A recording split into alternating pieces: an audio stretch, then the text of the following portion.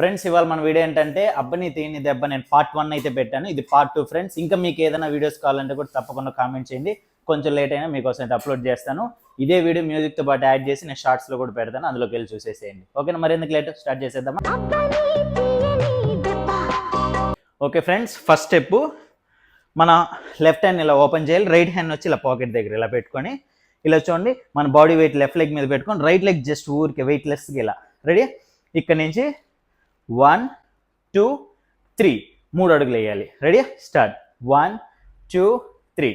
ఇప్పుడు ఇక్కడ సర్కిల్ కూడా చేయాలి. 1 2 3.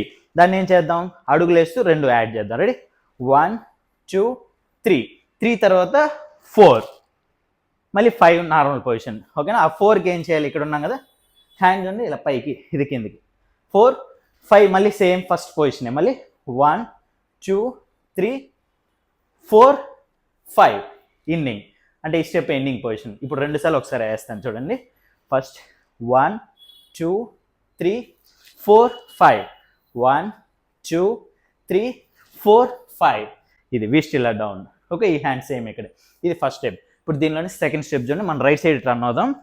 రైట్ లెగ్ ఫ్రంట్ ఉంది కదా, హీల్ అన్నప్పుడు మన ఫ్రంట్కి బెండ్ అవ్వాలి.